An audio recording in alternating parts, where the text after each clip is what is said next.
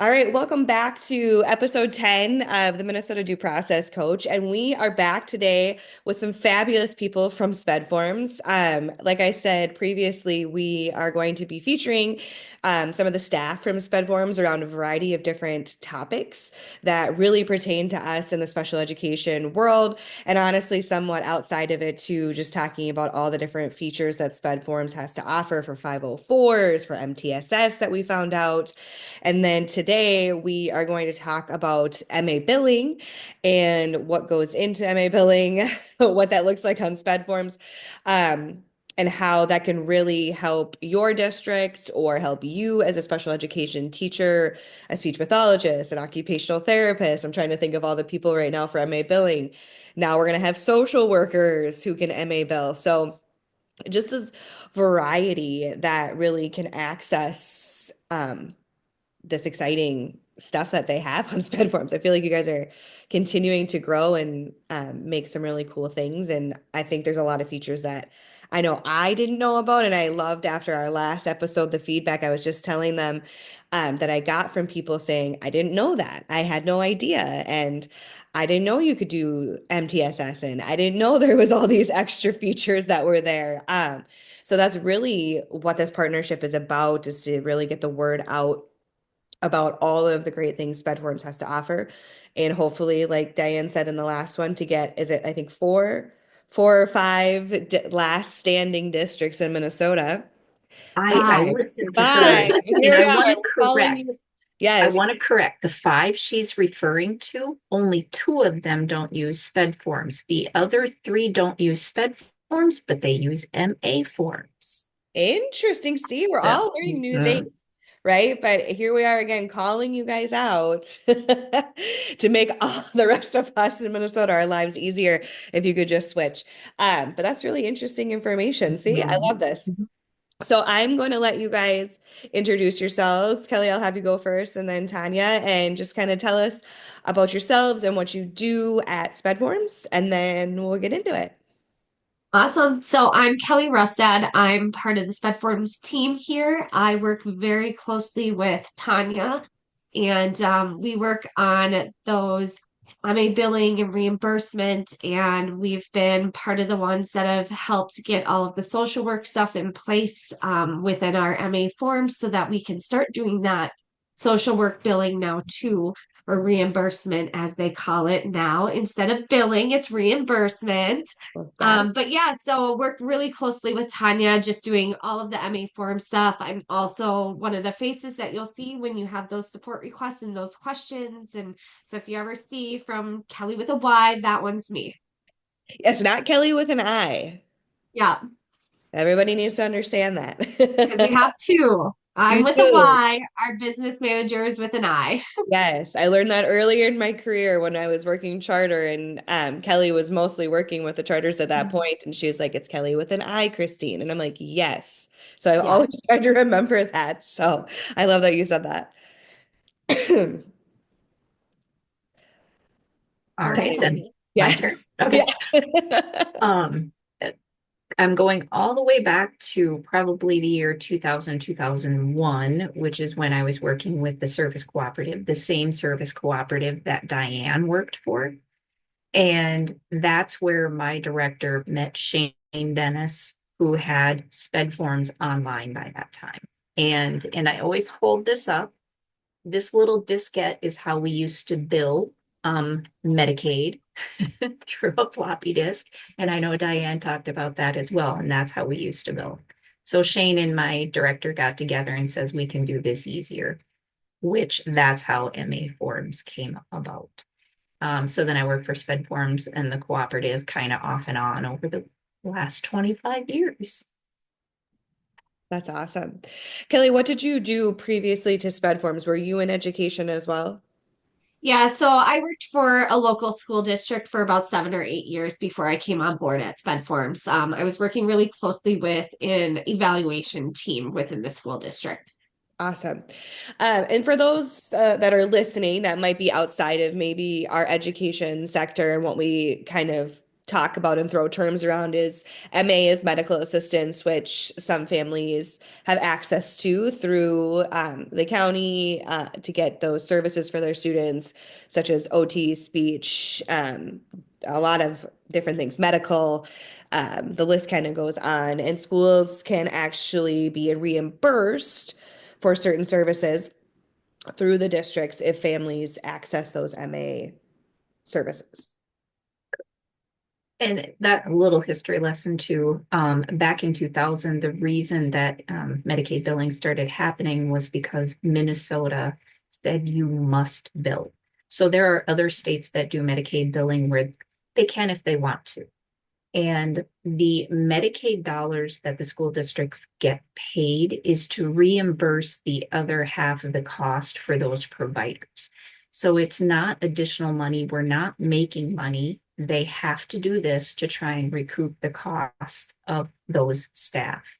And the other fabulous thing about the Medicaid revenue is our codes that we use in Minnesota are carved out, meaning that parent who's receiving speech services, PTOT, mental health, nursing, PCA, transportation in the school district, those services do not affect the services they receive outside of school. So it's That's a kind great of point. I'm glad you said that. fabulous all around Yeah. for the school, for the kids. It's, yeah. Yeah, I Yeah. think that's one of the big misconceptions is that if they're getting a service at school, that they can't get that outside support too. So knowing that you can have both is so great with Minnesota.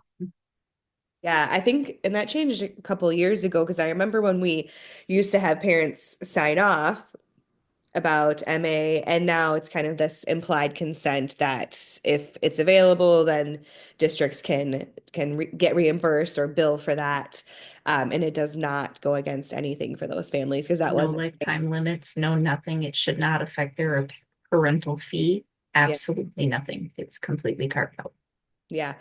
Which is great, right, for the Mhm. schools because we can continue to give those services and provide things for students that we wouldn't be able to otherwise, Mhm. especially when we get the reimbursement for those funds because that can be used, like you said, PCAs and paras and transportation and all different things I've seen it used for. I just recently, someone, purchased a van for, their transitions program with their MA dollars, which is huge for programs, right? That they can afford those things that maybe they might not be able to otherwise.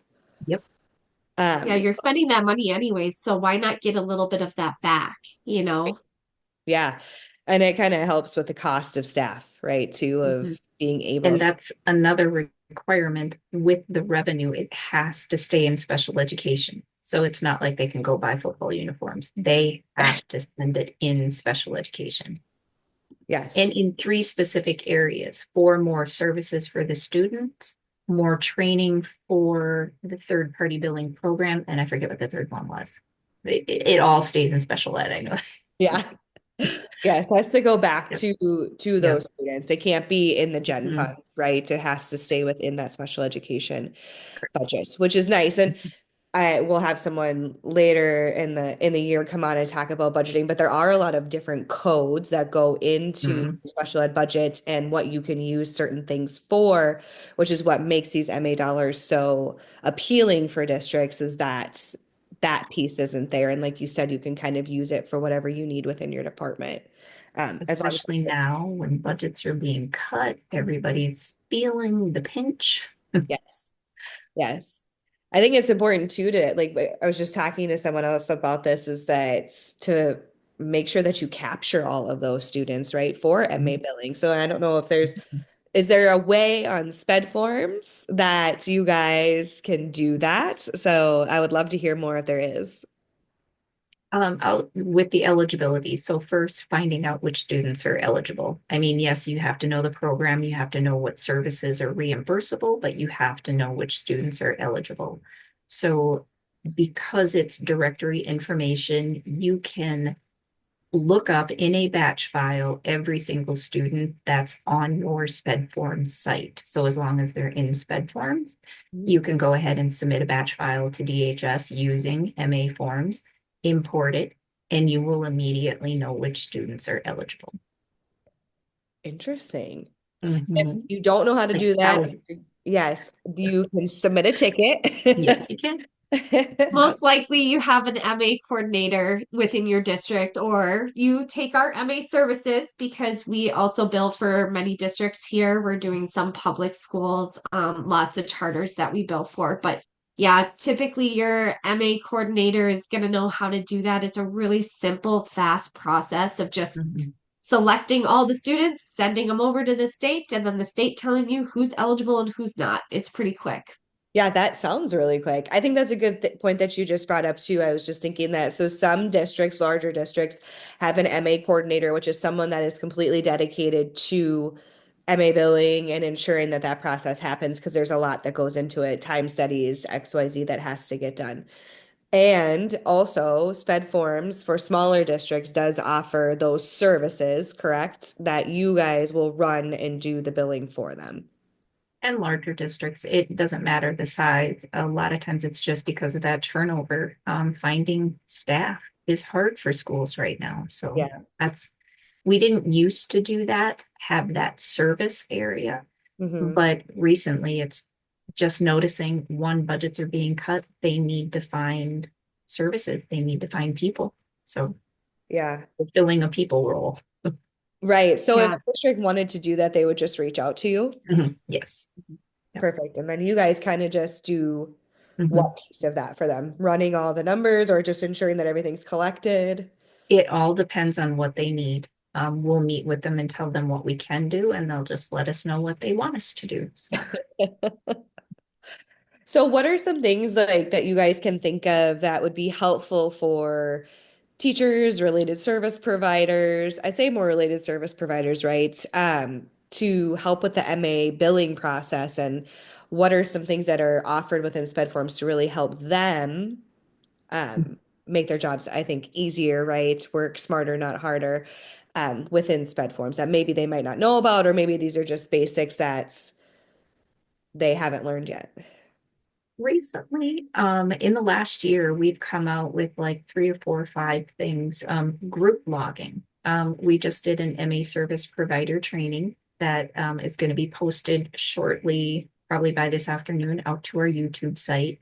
But we go over all of the different logging options, which they can do right from their dashboard. Okay. It can be a preference that they set to land on their MA dashboard, and they can document right after they see a student, setting up those groups. That way, entering one activity note that funnels into 2, 3, 4, 5, 6 students, how many were ever in the group.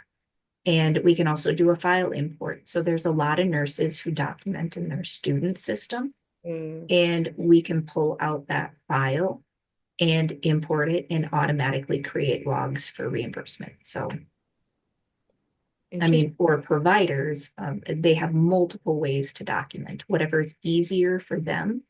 As long as it's easy for them, they can get their information into the system, which gets the district more revenue.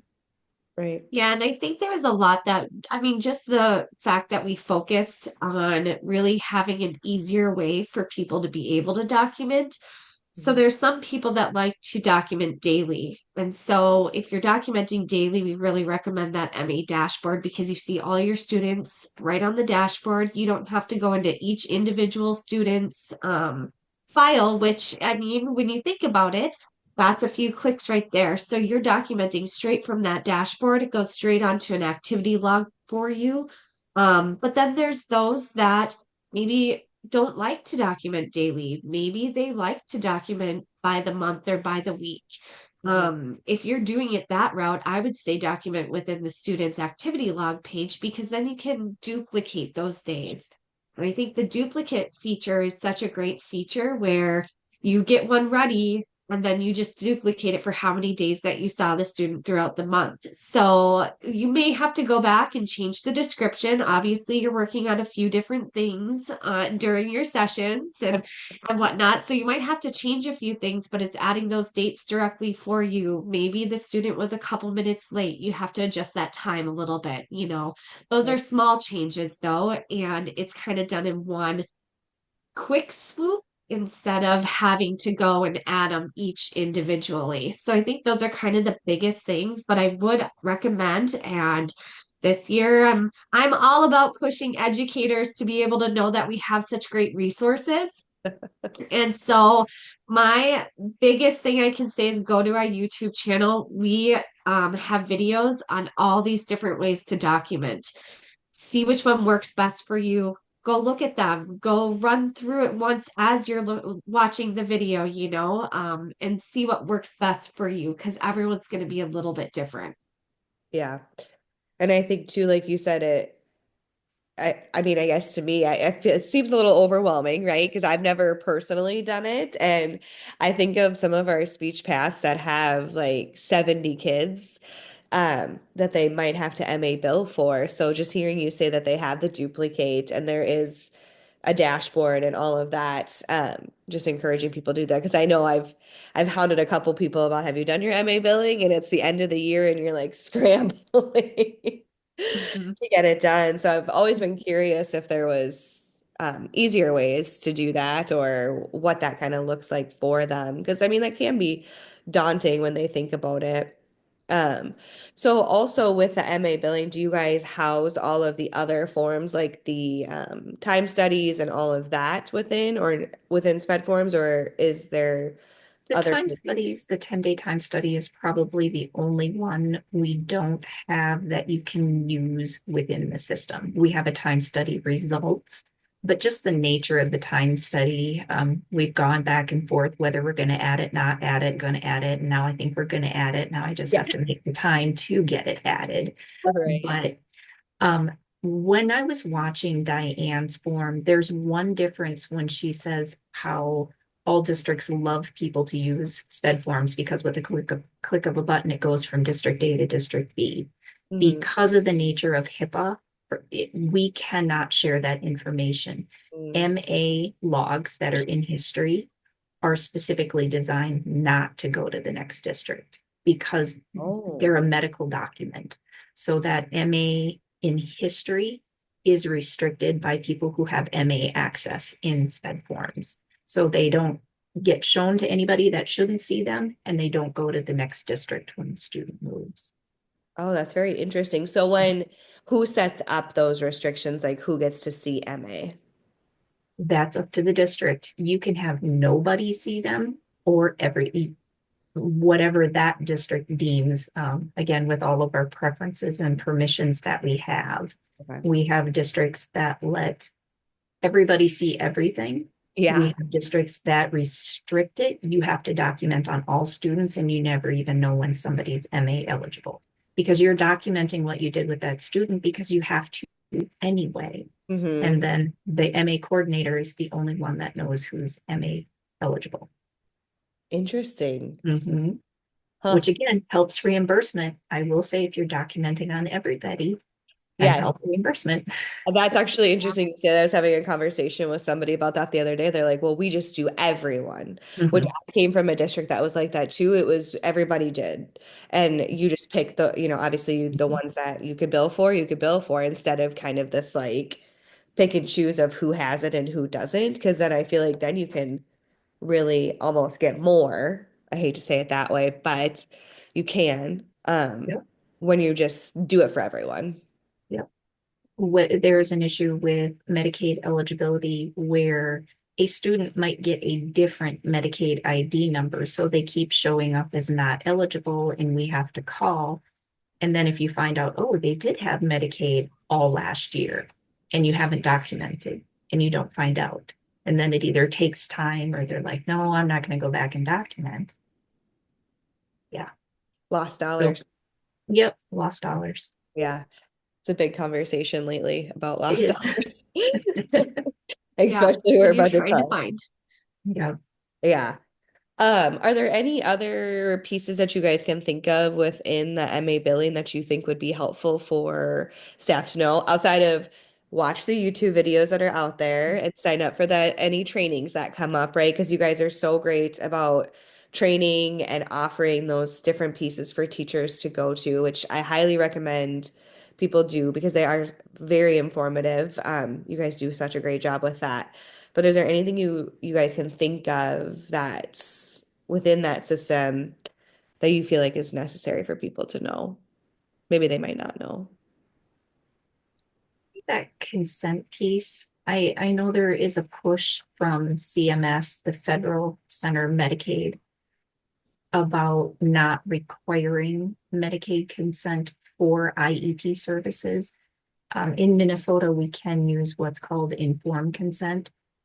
Either, of course, the signed form is great, lets us bill right away, but using the informed consent process means the parent has been provided the notice of procedural safeguards, and the school district waits 1 year, and then they can back bill because we can send a claim for reimbursement up to 1 year Oh, after the date of service.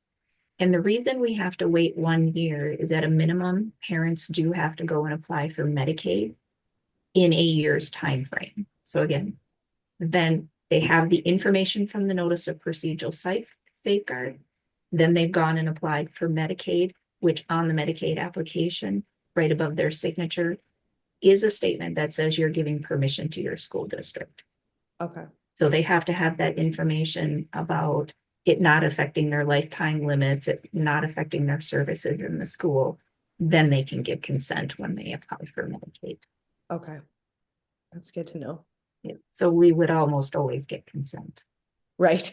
To go ahead. But that's good to know about the year, that you can Mhm. get that year back. That's Yep. great. Back bill up to 1 year. Anything else? I I don't think put you those on the were really spot. like the biggest ones that I'm thinking of. Just the different ways to document the Mhm. fact that you can do that group billing now. Those are really big for service providers.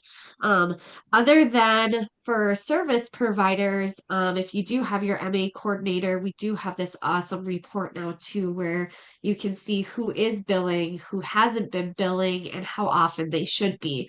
So Cool. that's only for admin though that can see that. So that's our MA admin reports that are called providers with and without MA activity logs.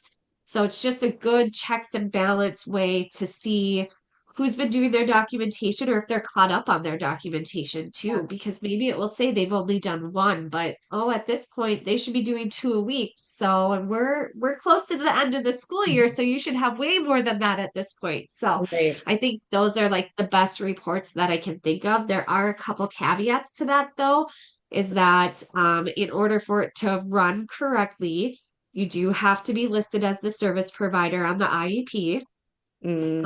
in the services. And then also, you do need a MA service selected for your providers in their admin educator account. So those two things have to happen in order for it to run right.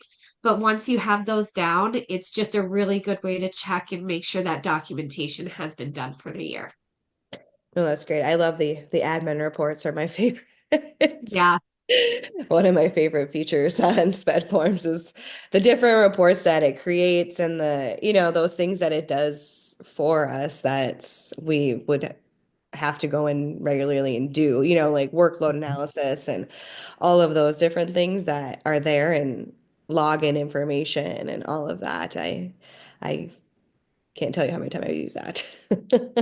Right. And there's so many quick reports too that I don't think people realize sometimes too that there's a little search bar. So if you're looking for, say, consent, if you just type consent in that little search bar, it's going to tell you all the reports that Oh, have consent in the name or kind of have to do with consent. So it's a good way to use that search bar as well, just to try to figure out if maybe we already have a report that you might be looking for. And that goes same is true for the SPED side or the Gen Ed side. We have those search bars for those reports too. that's And great. ESY is one that people have been asking about lately. I want to know who's Medicaid eligible and has ESY services. Type Oh, ESY. Go to your MA quick reports, type in ESY, and I think we have like three or four of them. Yeah. oh, wow. That's great. Mhm. Okay. Yep. So you kind of you can pull that. I didn't even think about the Mhm. ESY piece of it and MA Mhm. billing for that. Yep. Yeah, Right? ESY is big right now. We're getting to that point where everyone's trying to scramble and make sure I they're ready for it. Well, I am one of those people. I've been running reports for ESY. So Yeah. who's got ESY on their service grid? Who's checked yes? Who's checked no? All those things. Is there anything that you guys can think of outside of MA billing, that the two of you do within Sped Forms that you think would be helpful for people to learn more about? Obviously, MA billing and reimbursement is huge, and there's a lot that goes into that. So, if you don't, that's fine. But if there's anything that you're like, oh, everyone should know this about Sped Forms, or this is a really cool feature that we have that I wish more people knew about. I don't know if it's been mentioned that we have autosave yet. Um, Diane but mentioned it, each yes. Okay, yes. So autosave is, I think, the biggest one right now that people just don't realize that we have. And Yeah. so I recommend turning that on. I mean, especially if you're an educator, maybe not so much on the admin side because maybe you're going into a lot of forms and you don't want to accidentally save something you shouldn't save Yeah, right. and switch something, but definitely for educators that are working on those IEPs, those evaluation reports, like that autosave is such a great feature. And I think that was added at the beginning of the school year this year. So where would they find that autosave then? So On if their they go to their educator setup. educator setup, Perfect. Just to, I know that'll be a question from somebody like, Mhm. Christine, I heard autosave, but where do I do that? I think that's Educator setup, then profile, because it's in then their profile in one of their settings. got it. I'm gonna roll that out for everybody. I knew about it. Someone had told me, and I always forget to keep telling my staff because you get those frantic calls. I didn't hit Yeah. save, right? And it's like, well, it's good and it's bad because sometimes you don't want to save something when you're messing around in there. And then, like you said, as an admin, and then there's the other side of it where you're like, oh, shoot, I left it idle for too long because I went to do 16 other things in my classroom And it's and gonna now it's say, missing. yep. Yes, right? Oh my yeah. goodness. And Uh, the other thing that click it. There's a button. We had someone that didn't know we had switched students in version 2 because they didn't know what that circle button at the top of the page was, which has an arrow that one goes right, one goes left. Click it. If it's red and it's a delete option, it's going to ask you to confirm. But any other button, click it. Just, Yeah, it's not you going know to what? hurt to click it. That brings up a really good point too, Tanya, because I think sometimes people on their dashboards are too afraid to click on those little symbols on the right hand side, Mhm. because they don't want it to do something. One's a red stop sign, which obviously means something's wrong, right? But we've heard that people sometimes think that means that it might delete something, or it's not. It's going to tell you information about the student. So click on those icons. Like Tanya said, like if it's something that's going to be deleted, there's going to be a warning. So just by clicking on that first, it's not going to get rid of anything. It's going to tell you. And then also on that dashboard, we have this little chevron. V1, our version 1, that one had a lot of quick links for students. We still have it in version 2, but because you have to click on the chevron to open it, it's like this little down arrow to the right hand side of the student. And then it's got all those quick links that you can click on to go to those forms that are common forms, the IEP, the services, the notice of the team meeting. And so instead of having to actually click into the student account, then go find it, you can just click that quick link too. I think these those are are two of the really, good features. yeah, these are really good tips. And like I think Diane said last time, if you are not in version 2.0, Get Do there. it. Do it. please do it. I say that to teachers all the time. I'm like, you don't know what you're missing. I know it's hard to move from what we were all so used to, but the features that are in 2.0 are just so much better. And I personally think more user friendly, and more accessible, right? Like you can get into things faster, just like you were saying, by those quick links. Or I never even thought about that, the hesitation to not touch Yeah. different things. But that's so true. You're going, and I say that to people, I'm like, it's going to give you a warning Mhm. if you're doing something that needs saved or something, I hate to say important, but you know what I mean. There is a warning to you before that happens. So do touch those things and do play with the different pieces in sped forms because I think the more we know, the easier it is for everyone. Because there is, I think, a little bit of a fear when teachers first start. of a new system and moving around it and getting into it. But I do feel like Sped Forms is very user friendly. Probably because that's all I've ever known other than Infinite Campus. So I'm kind of biased when it comes to Sped Forms. When people are like, we use EdPlan, I'm like, I don't know how to do that. Don't say those words. I can navigate Sped Forms like that. Um, but also I think too, just a really quick thing, I don't know how much you guys talk about it, but somebody brought this up to me recently. There are different servers for different I don't want to say networks, but it is kind of that way, right? It's A like lot of them are districts. single district sites, but we do have cooperative sites. So there's multiple. For most, it's those last four numbers on the end of the URL, their site address, and that is a different site. So when they say they can't get on, it's because they Googled Sped Forms and they're trying to get onto somebody else's site. Well, no, you don't exist over there, so you can't log on. Yes, somebody did just bring that up to me. Like, I can't log in. I said, well, you can't log in because it's not the same server. It's not like Mhm. it just magically happens.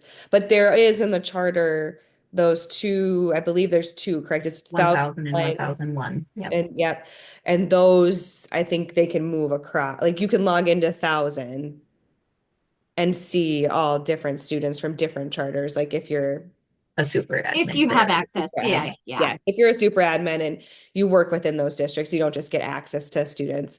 And then just like in Yep. 1001, you can see different students if you have access Correct. to them. Yep. Yeah. Which I don't think once you work in a district and when you don't think outside of yours, right? That they're you're like everybody looks the same. So it was an interesting view somebody pointed out the other day that I thought was good we shared Mhm. today. But well, we are going to wrap up here. The time always goes so fast. But Yeah. I appreciate both of you so much. And if there's anything that you want to share before you go, any trainings coming up that other than the one that's dropping on YouTube today. So make sure you head over to the Spedforms YouTube channel to catch that video when it goes. Anything else? The upcoming events for our free spring training, May 5th, will be our mental health one. So that is specific to the mental health service That provider. was May 1st. May 1st. Did I say May 5th? 1st. Yes. Maybe Getting some the But car other over than today. that, we have some other trainings coming up too. So I really pitch our website, spedforms.com. That's not the way that you log in to your account, spedforms.com. We have the upcoming events, and then we also have the user resources. User resources is where you're going to find all of our guides that we have, our YouTube videos, our trainings that we've done as well. So really utilize those, take a look, see if we have something there that might help with what you're needing. Yes. Or submit a question. Submit a Yes. request. There's Kelly with a Y can answer that. yes, there's someone, there is a real person who answers your questions and gets back to you. And it's funny after the last episode, my one of my friends was like, I've been using that and it's so helpful. I'm like, well, that's great. That's exactly what we want to hear is that, people are accessing the features that we're talking about. So, well, I appreciate you guys so much and I hope you enjoy the rest of your day and thank you so much for joining us today. Yes, thanks for Thanks, having us. Christine. Yes, Yes, thank you. guys.